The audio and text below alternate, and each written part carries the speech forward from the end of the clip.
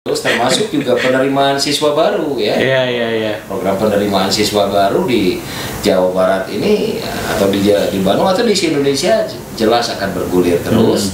Walaupun agak beda pelaksanaan PPDB ini dengan tahun sebelumnya. Ya karena situasi dan kondisi yang ada, maka pola yang sekarang ini lebih cenderung tadi menggunakan teknologi ya. Jadi sistem daring, sistem online.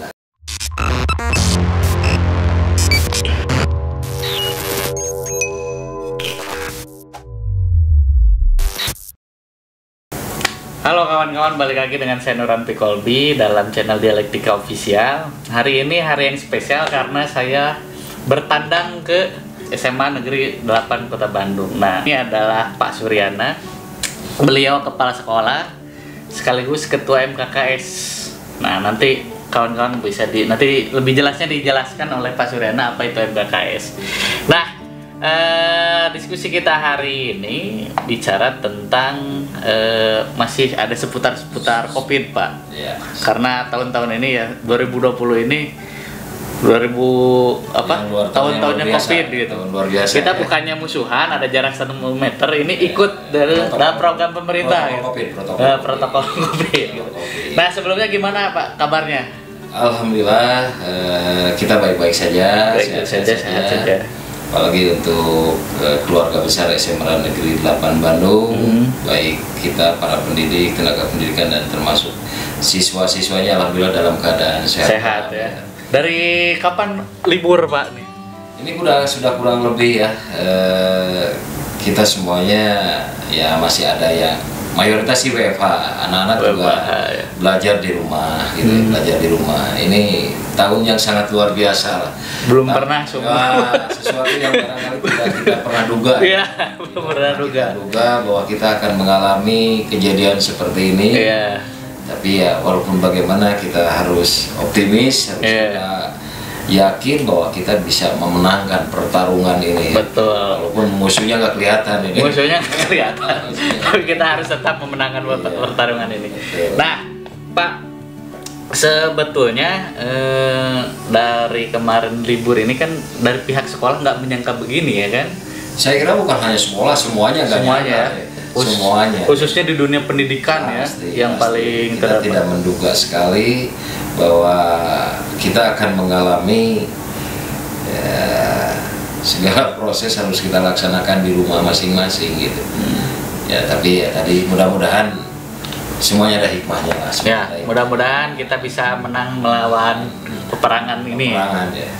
Nah, sebelumnya Pak, saya mau nanya nih, kalau misalkan proses belajar mengajar selama WFH ini bagaimana? Ya memang mau tidak mau tidak bisa sesempurna tatkala proses belajar seperti biasa ya. Dengan pembelajaran jarak jauh ini lebih mengedepankan pola daring ya, walaupun bagaimana adalah sedikit tidak normalnya pasti gitu. Tetapi ya mungkin di aspek-aspek lain bisa jadi ini adalah suatu momentum, suatu peluang di mana apa yang tidak didapat dalam keseharian dalam proses belajar yang normal dengan pembelajaran jarak jauh ini ada yang didapat gitu. Terutama khusus untuk anak-anak didik gitu ya. Nah, sebagaimana harapan Menteri bahwa di dalam pembelajaran jarak jauh ini ada 3 hal utama yang harus menjadi yang dikedepankan, yaitu tentang literasi, tentang numerasi, dan tentang pendidikan karakter. Nah ini yang uniknya nanti di pendidikan karakter gitu, pendidikan karakter gitu. Diharapkan ini memberikan kontribusi yang besar, penyadaran yang besar, khususnya bagi para orang tua di rumah, ya, termasuk juga buat anak-anak kami ya. Bagaimana sih pernak-perniknya mengajar itu ya, mungkin sesuatu yang belum pernah dirasakan, sekarang mau tidak mau dipaksa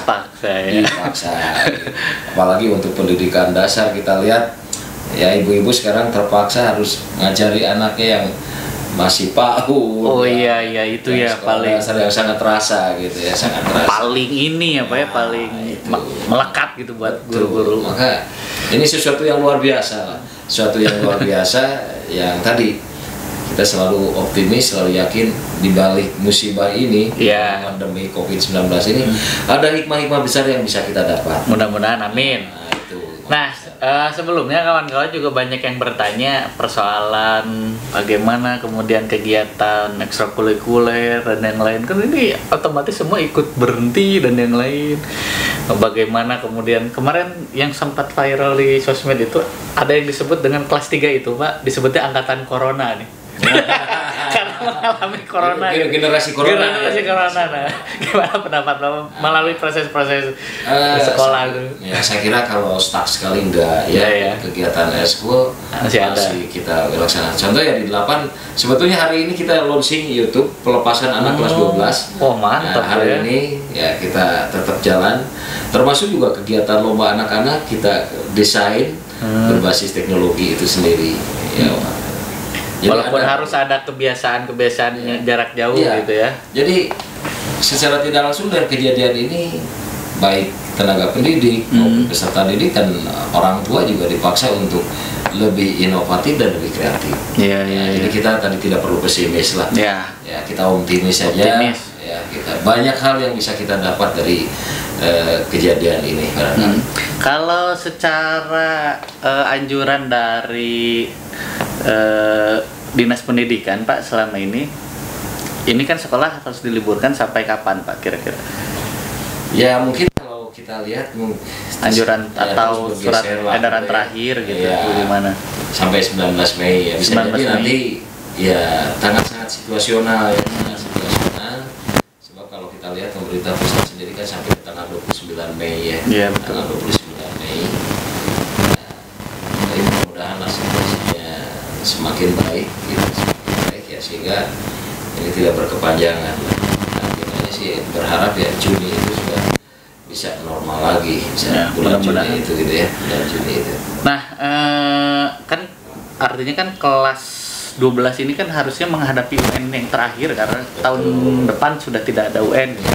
Nah, tahapannya sampai mana? Apakah langsung lulus atau bagaimana kemarin? Alhamdulillah ya, sebetulnya sebelum pemerintah menyatakan negara dalam keadaan darurat karena pandemi COVID ini, sebetulnya di Kota Bandung SMA itu sudah pada selesai melaksanakan ujian sekolah. Ya, sudah, kecuali mungkin SMK gitu. SMK, dan memang di ujian sekolah tahun ini pun sudah mulai memasukkan pola-pola penilaian yang baru ya, tidak seperti tahun sebelumnya. Dan memang UN itu rencananya tahun ini adalah tahun terakhir, di mana sudah ada penilaian portofolio, penilaian penugasan selain ujian tulis. Jadi untuk tingkat SMA sebetulnya sampai ke tingkat ujian sekolah sudah selesai dilaksanakan. Sudah selesai ya. Memang akhirnya ujian nasionalnya lah yang tidak bisa dilaksanakan karena pandemi COVID ini. Nah, sehingga kemarin kita berdasarkan kepada nilai raport dari semester 1 sampai dengan 5 dan juga tadi nilai ujian sekolah yang sudah didapat. Jadi sepenuhnya memang kewenangannya ada di sekolah. Sebetulnya dari dulu pun kan kelulusan sudah kewenangannya ada di sekolah. Waktu UN pun ada kan. UN tidak mempengaruhi kelulusan. Jadi lulus tidaknya seorang peserta didik ada di sekolah. Nah, ini yang punya tanggung jawab besar sekali di sekolah untuk kelulusan. Nah, tapi kemarin kan sempat kejadian, Pak, nih di Majalaya di sana Kabupaten Bandung, lulus coret-coret lagi polisi. Alhamdulillah saya nggak mendengar sedikit pun di Bandung ya. Alhamdulillah. Kalau Bandung sudah sekian tahun kondusif lah. Kondusif ya. Anaknya sudah bisa paham, bisa mengerti, tidak terjadilah konvoy seperti yang terjadi di wilayah lain. Iya, apalagi di luar Bandung, di luar Jawa itu yang sampai viral sekali ya. Alhamdulillah. Saya yakin bahwa Bandung, Jawa Barat ya anak-anak yang juara lah. Anak yang bisa menjadi juara. Kawan-kawan jangan pernah turun ke jalan ya. Apalagi coret-coret. Ini kita sedang pandemi. Ikut pemerintah aja, baik-baik di rumah, belajar di rumah, kemudian bermain di rumah, apapun di rumah lah. Jangan supaya coret-coret di jalan. Itu nggak baik lah untuk apalagi baru lulus sama coret-coret itu nggak cocok lah. Lah kemudian Pak, Ini kan kita sudah bergeser nih tahun setelah kelas 12 lulus, Betul. kemudian dengan tahapan-tahapannya. Ini kan yang kelas 11 jadi kelas 12, yang kelas 10 jadi kelas 11. Betul. Nah, itu apakah sudah ada ujian sejauh itu? Untuk kelas 12 tadi kita memang sudah selesai, sudah ada pengumuman kelulusan, bahkan Tapi melalui tahapan ujian nggak? tadi hanya ujian nasional yang nggak ada kan? Oh Kalau iya kelas iya iya. 12 hanya Kelas ujian 12. nasional. Nah, untuk kelas 10, kelas 11 memang di dalam kalender akademik pun pelaksanaan penilaian akhir tahun baru akan dilaksanakan pada bulan Juni. Bulan Juni. Jadi belum gitu ya. Tapi jadi sekarang masih tetap melaksanakan pembelajaran jarak jauh. Memang sesuai momentumnya pada bulan suci Ramadan ini memang juga tetap diisi dengan pembelajaran yang bernuansa keagamaan. Kita di polanya dengan sistem daring gitu. Tapi kita materinya itu. Oh, tapi ketika dinyatakan lulusnya ada ujian tetap. Kalau kelas 12 sudah. Bukan, maksud saya kelas 11 dan kelas 10. Kalau kelas 10, kelas 11 belum kenaikan kelas ya. karena baru pada bulan Juni di dalam kalender akademik ada penilaian akhir tahun. Untuk SMA 8 sendiri ya kita tetap akan melaksanakan PAT dengan cara daring ini. Oh, Ya, walaupun tadi kita tidak terlalu fokus kepada muatan kurikulum 2013. Oh iya. Karena tadi ada situasi pandemi ini. Ya, ada urusan yang extraordinary lah, ada persoalan. Mungkin kita dari satu aspek kurikulum tidak tercapai, tapi ada nilai-nilai lain yang bisa didapat yang mungkin ini yang sebetulnya hal-hal yang sangat berharga, bernilai sangat fundamental, di mana sekarang anak-anak dengan berada kurang lebih sudah 2 bulan di rumah. Saya yakin ini hal yang luar biasa, mereka bisa berinteraksi, berkomunikasi secara intens dengan orang tuanya. Mungkin yang di rumahnya nggak pernah mengerjakan pekerjaan orang tuanya, yang menghilangkan kejenuhan, mereka bisa bantu. Yang biasanya nggak pernah nyobain masak, jadi ini pendidikan karakter. Iya, pendidikan karakter. Jadi itu tadi saya katakan hikmahnya di balik wabah pandemi Covid. Jadi jangan merasa dirumahkan kawan-kawan, belajar bahwa kita seolah-olah kembali ke masa lampau. Betul. Anak-anak masa lampau. Jadi tidak lagi berada di milenial sekarang katanya, waduh, kan biasanya sudah nggak ngerti itu kerjaan orang tuanya seperti apa, ibunya masak itu kayak apa, cuci piring kayak apa. Ya bisa juga ibunya juga bisa jadi sibuk di luar. Tapi dengan ada pandemi Covid ini, dengan mereka harus stay at home itu harus tinggal di rumah. Ya tadi semua kerjaan gotong royong bisa didapat, kebersamaan bisa didapat, saya kira. Jadi banyaklah manfaat yang bisa kita dapat gitu. Selanjutnya kan kelas 10, 11 ya 11 jadi kelas 12, kelas 10 jadi kelas 11. Nah, ini Pak, untuk kelas 10 ini kan perlu ada siswa baru masuk nih. Ini menarik nih. PPDB ya. Ini kan kosong nih PPDB nih. PPDB sendiri itu apa? Coba jadi tadi kan, walaupun dalam situasi pandemi Covid ini tidak berarti bahwa dunia pendidikan harus berhenti kan. Semuanya harus jalan terus, semuanya kita tidak harus dengerin buat kawan-kawan. Kepala sekolah mah tetap kantor, tetap kerja. Jalan terus, termasuk juga penerimaan siswa baru ya. Iya. Program penerimaan siswa baru di Jawa Barat ini atau di Bandung atau di Indonesia jelas akan bergulir terus. Walaupun agak beda pelaksanaan PPDB ini dengan tahun sebelumnya. Ya karena situasi dan kondisi yang ada, maka pola yang sekarang ini lebih cenderung tadi menggunakan teknologi ya. Jadi sistem daring, gitu, sistem online, menghindari perkumpulan orang. Betul. Walaupun sih sebetulnya tahun kemarin pun ada yang online, tapi ada yang konvensional. Tapi sekarang bisa jadi semua online. Ya paling 10%-nya yang masih konvensional, 90%-nya online. Maka sosialisasi tentang bagaimana sistem penerimaan siswa baru tahun ini pun semua lebih menggunakan media ya, komunikasi, lebih menggunakan Vicon atau Zoom dan lain sebagainya. Meeting-meetingnya pun lebih menggunakan pola itu. Walaupun tetap karena buat sekolah harus lebih mengedepankan aspek layanan, maka tadi yang konvensional juga kita Layani. layani dengan tetap tidak memperhatikan protokol COVID. Protokol COVID kita perhatikan karena kan tidak semua orang tua barangkali memiliki fasilitas ya menggunakan fasilitas IT, internet. Tidak semua orang tua itu juga paham, anaknya juga sama. Ya, komitmen kita adalah layanan. Jadi sekolah tetap melayani. Iya, siap melayani para calon peserta didik baru yang mengalami kesulitan dengan pola yang baru ini. Cuman tadi frekuensinya otomatis akan tidak seperti tahun yang lalu. Jadi memang ada nuansa-nuansa yang baru lah di tahun ini juga untuk urusan PPDB ya Pak ya. Betul. Karena juga sedang pandemik seperti ini, buat kawan-kawan yang sedang nongkrongin PPDB karena mau masuk SMA favorit ya dilihatin aja. Barangkali ada di situs ya Pak ya.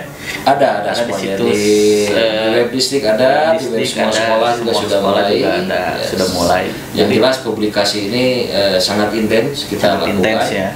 Walaupun tadi kita gunakan melalui media-media komunikasi yang ada. Dalam syarat masuk itu Pak ada beberapa jalur kan sebetulnya. Betul, ada betul. jalur yang biasa, kemudian jalur prestasi. Ada jalur-jalur apa aja sih? di Sebetulnya PPDB? kalau jalur tidak ada perubahan, tidak ada perbedaan lah dengan Jangan tahun-tahun yang lalu, kemarin. ya. Jadi kita ada jalur zonasi. Jonasi. Jadi memang udah beberapa tahun ini kan lebih mendorong untuk adanya Jalur zonasi. Jalur zonasi. Kemudian Nah, jalur tahun ini apa ada. Nah, untuk tingkat SMA jalur zonasi itu kuotanya 50%. 50%. Di Jawa Barat ini 50% zonasi. Di mana jalur zonasi ini lebih memperhatikan aspek geografis ya, aspek kewilayahan ya. Yang dekat dengan sekolah. Betul. Gitu. Jadi buat adik-adik yang mau masuk ke SMA atau orang tua kemana ya tolong Carilah SMA terdekat. carilah sekolah terdekat. Carilah sekolah yang Kalau terdekat. mau masuk melalui jalur zonasi, pegangan utamanya Terdekat. Jangan coba. Jangan yang lain-lain. Nggak ada. Karena Ada. itu udah kuncinya itu. Anda rumah Ciwidey, jangan harap masuk di Masuk Bandung. jangan. Salah. Namanya juga sudah zonasi. Zonasi gitu, Zonasi. sesuai dengan domisili ya Pak ya. Betul. Nah selanjutnya ada jalur apa lagi? Selain zonasi ada jalur Prestasi. afirmasi. Afirmasi itu? Jadi afirmasi adalah sesuai dengan amanat undang-undang, Ya. di mana kita ketahui bahwa masyarakat kita masih ada kelompok-kelompok yang secara kemampuan ekonominya Oh rendah. iya betul. Nah ini ada kuota sebesar 20% untuk kelompok ekonomi tidak mampu ini, gitu ya. Kelompok afirmasi. Iya. Syaratnya apa Pak kira-kira?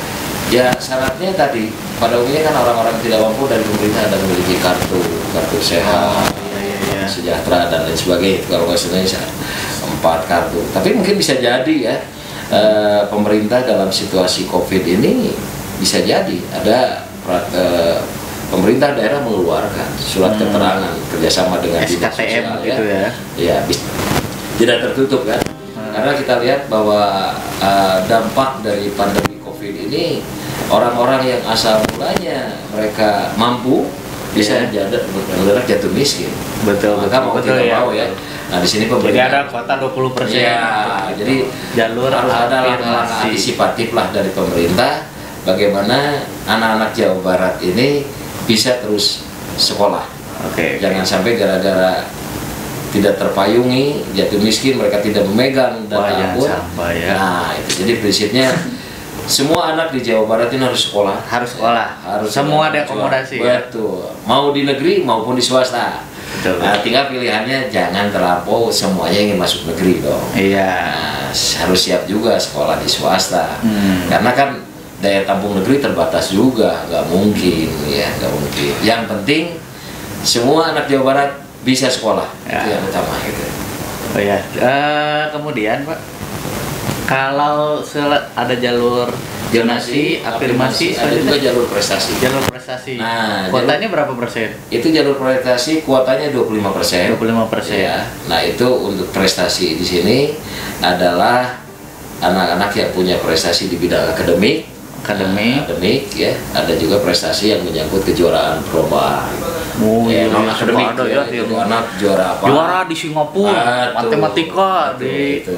Jepang. Nah, cuman agak beda nih di akademik untuk tahun ini Ya. karena tidak ada pelaksanaan UN itu karena Ya. sudah situasi pandemi ini, maka nilai yang digunakan adalah nilai rapot semester 1 sampai dengan semester 5 rata-ratanya. nilai rapot jadi nilai rapot waktu SMP-nya semester 1 sampai dengan 5. Ya. Nah, di sini juga di kita pihak sekolah diberikan kewenangan untuk memilih rumus yang ada.